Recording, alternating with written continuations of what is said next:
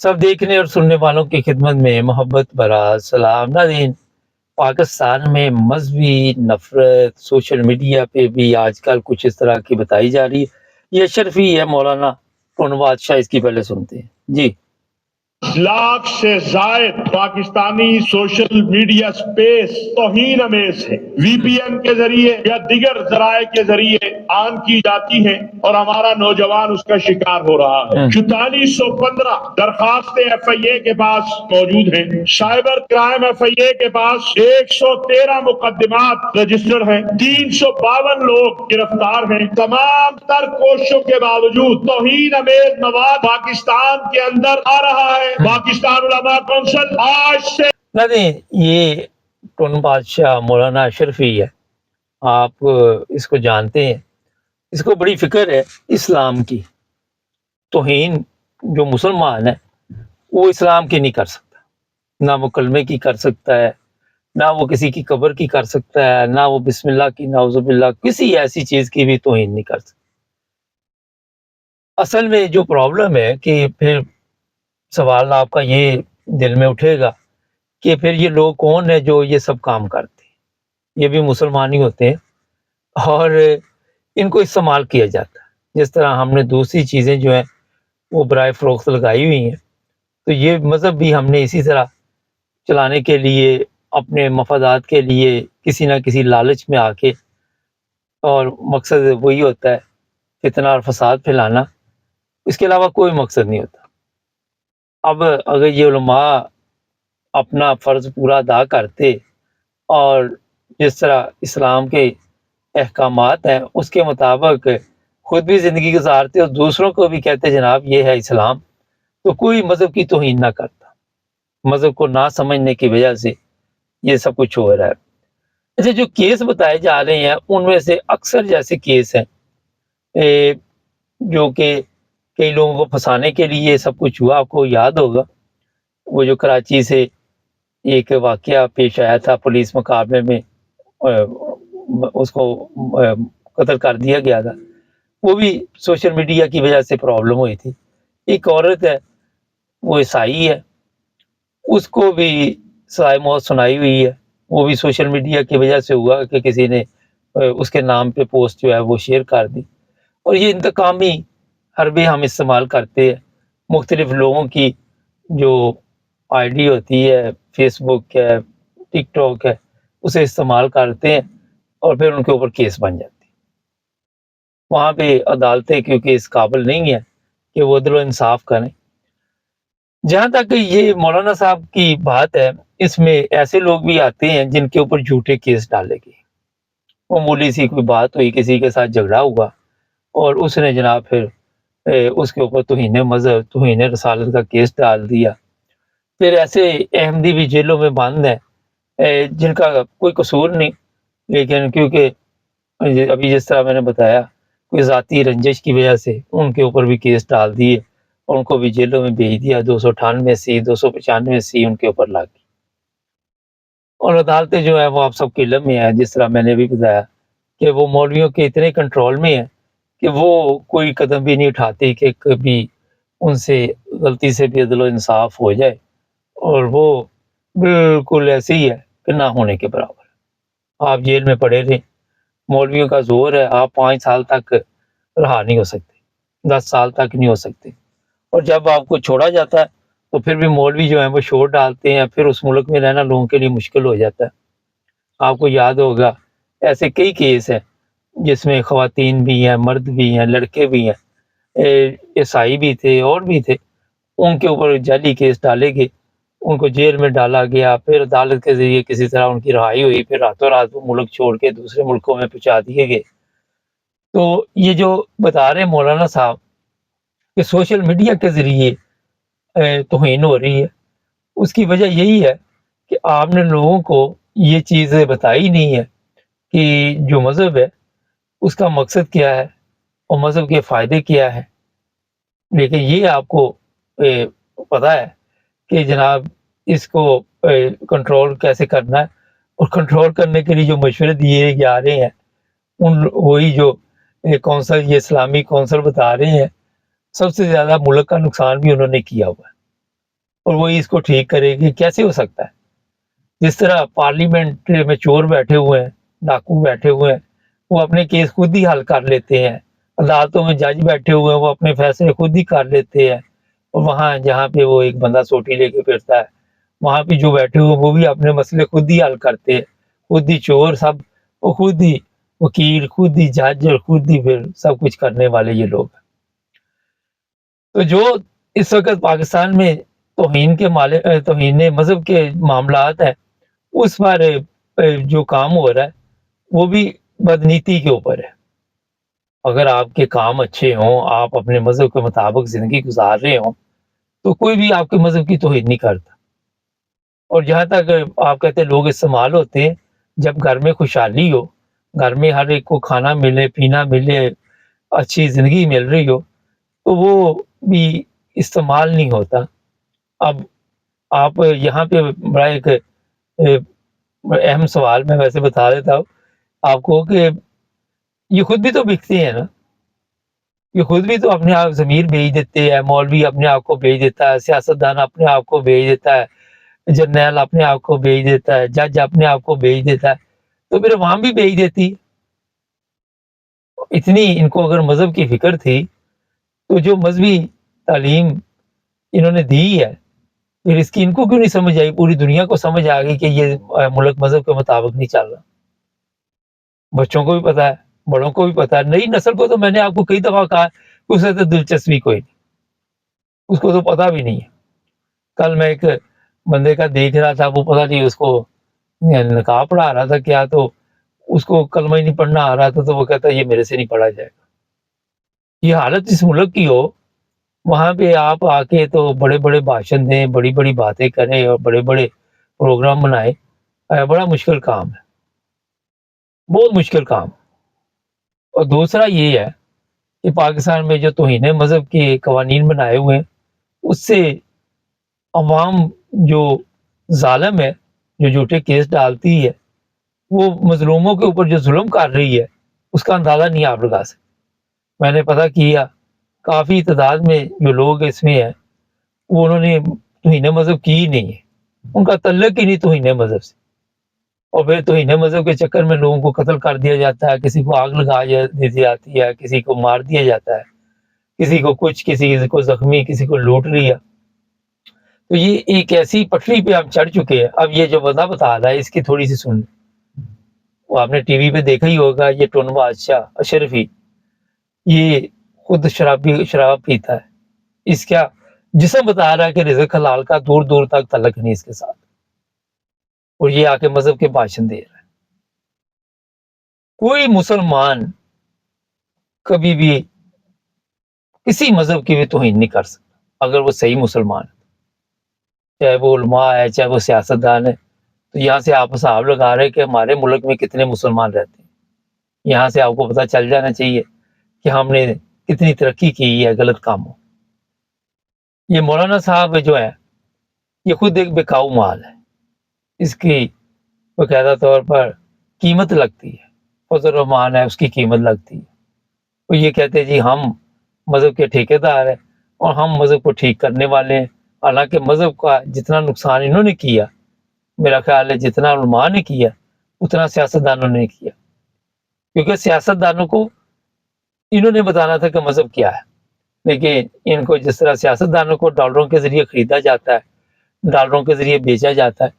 منڈی, جانوروں کی منڈی بھی لگتی ہے, اور بھی منڈی بولی لگتی ہے نا. آج کل تو یہ سوشل میڈیا پہ بولیاں چلتی ہیں, تو اسی طرح ان کی بولی لگتی ہے, پھر ان کو خریدا جاتا ہے, ان سے فتوے لیے جاتے ہیں.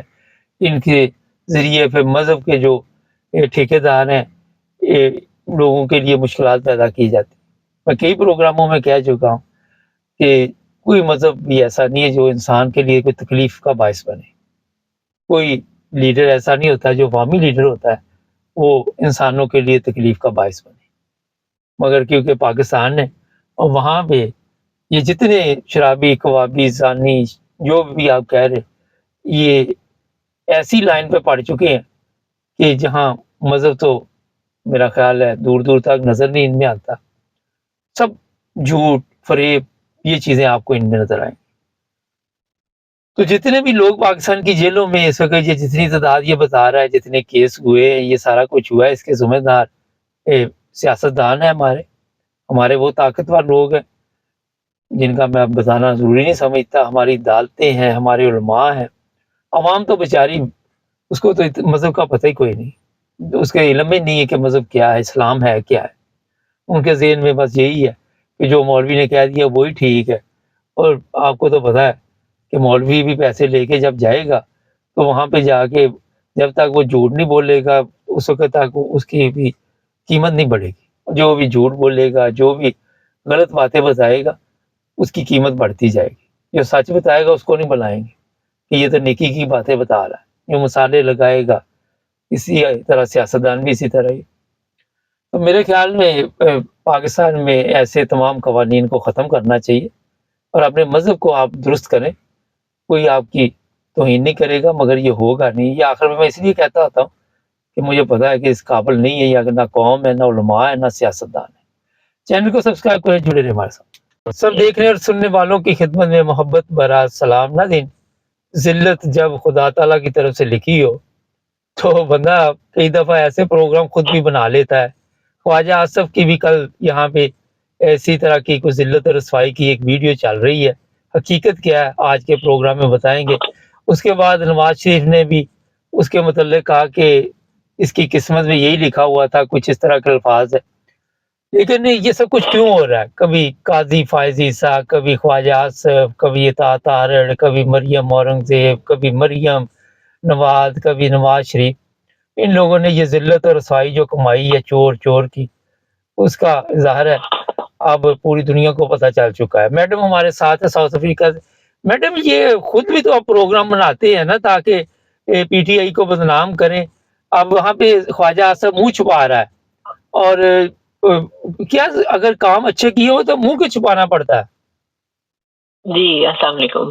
آپ نے بالکل ٹھیک کہا کہ جیسے ہوئے تھے نا، جلسے ہوتے ہیں اور لانگ مارچ ہوئے اور احتجاج ہوئے، اس میں یہ لوگ، اور سب سے بڑھ کر 9 مئی کا واقعہ ہوا، یہ ان لوگوں نے اپنے بندے چھوڑے ہوتے ہیں نا دوسری پارٹیز کو بدنام کرنے کے لیے کہ یہ دیکھیں یہ کر رہے ہیں وہ کر رہے ہیں، اور اب پھر وہ لوگوں نے ان کو بے نقاب بھی کیا. تو اب جو خواجہ آصف کے ساتھ ہوا، اگر تو یہ انہوں نے اپنے بندوں نے خود ہی کروایا تو یہ بھی بے نقاب ہو جائے گا. آپ ایک دن 2 دن ٹھہر جائیں. جیسے جنیوا میں 4 بندے کھڑے اپنے ہی کر کے اپنے لیے ہی نعرے لگوائے اپنے ہی حق میں کہ دیکھیں ہمارے کتنے فالوورز ہیں، تو وہ بھی سب کچھ آپ کے سامنے آ گیا نا کہ حقیقت کیا تھی. تو یہ سچائی جو ہے نا، جو اگر کوئی بھی واقعہ ہوتا ہے تو اس کی سچائی 1 دن آدھے دن اس سے زیادہ ٹائم نہیں لگتا، وہ سچائی سب کے سامنے آ جاتی ہے. رہی بات کہ ان پر چوروں کے نعرے کیوں لگتے ہیں، جو بندہ عقل مند ہوتا ہے نا، جو پل سمجھتا ہے، جو وقت کی نزاکت کو سمجھتا ہے، جو واقعی کچھ کرنا چاہتا ہے، وہ اس حد تک پہنچنے ہی نہیں دیتا بات کو کہ کوئی مجھ پر انگلی اٹھائے. اگر یہ عقل مند ہوتے اور اگر یہ مخلص ہوتے عوام کے ساتھ، کچھ کرنا چاہتے پاکستان کے لیے، پاکستان کو ترقی کی راہ پہ گامزن کرنے کے لیے ان کی کاوشیں ہوتی، تو عوام بے وقوف نہیں ہے. وہ کسی ایسے بندے کو جوتے نہیں مارتی، نہ انڈے ٹماٹر مارتی ہے، اور نہ ہی آنے والے وقت سے آگاہ کرتی ہے جنہوں نے کچھ غلط نہ کیا ہو، ان کو ہی کہتی ہے جنہوں نے غلط کیا ہو. خواجہ آصف کو اگر اس بندے نے یہ نہیں کہا تھا کہ چاقو لے کے حملہ ہی میں کر دوں گا، اس نے کہا تھا کہ یہاں چاقو مار دیا جاتا ہے تو اس کو اٹھا کے لے جاؤ، ہو سکتا ہے کوئی مار دے. یہ اس نے تنبیہ مشورہ دیا، یہ نہیں کہا کہ میں مار دوں گا یا کوئی مار دے گا. اس نے مشورہ دیا نا. جی اس نے تو تنبیہ کی نا، اس نے تو وارن کیا کہ یہاں پہ ایسے بھی ہو سکتا ہے، کیونکہ ان کے جو اعمال ہیں، ان کے جو کرتوتے ہیں، ان کے جو بیانات ہیں، وہ کوئی چھپے ہوئے ہیں کیا آپ سے اور مجھ سے؟ اچھا میڈم مختصر رکھیں، بڑے سوالات ہیں آج، کافی سوالات ہیں. جی اچھا نواز شریف نے کہا 40 50 60 ارب روپے مریم نے سڑکوں پہ لگا دی، اور واقعی اس نے لگائے ہیں. مریم نے رات دن کر کے پنجاب گورنمنٹ، وفاق گورنمنٹ سب نے اتنا کام کیا، لیکن مصیبت یہ ہوگی کہ وہ دھند پڑ گئی اور عوام کو نظر نہیں آ رہے. اب دھوندر ٹیگی تو جی، پتہ چلے جی، گا. تو یہ بتائیے کہ کہاں جی. پہ اتنا خرچہ 8-9 ماہ میں لگا دیا؟ جہاں پہ انہوں نے 40 سال حکومت کی ہے وہاں پہ لگا دیا. لگایا ہے نا. ہاں تو ابھی بھی 6 مہینوں میں جب سے الیکشن ہوئے ان کی حکومت بنی ہے ابھی بھی وہیں پہ ہی لگایا ہوگا. یہ تو ایک سوال ایسا ہے نہیں کرنے والا کہ کہاں لگایا ہے. ابھی جنیوا میں تھوڑا لگ رہا پیسہ جو پورا ٹبر لے کے گئے ہوئے تھے اب لندن پہنچ گئے ہیں دوبارہ سے.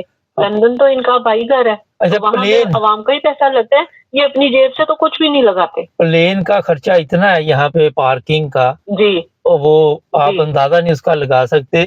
اچھا ایک جی. بڑا اہم اس وقت جو سوال ہے کہ سوشل میڈیا پہ ان کے لوگ کوئی بھی ویڈیو اپلوڈ کرتے ہیں تو نیچے لوگ چور گندے لفظ لکھ دیتے ہیں اور کسی جگہ پہ بھی ان کی حوصلہ افزائی نہیں ہوتی. تو پھر کیوں یہ بار بار سوشل میڈیا کو استعمال کر رہے ہیں؟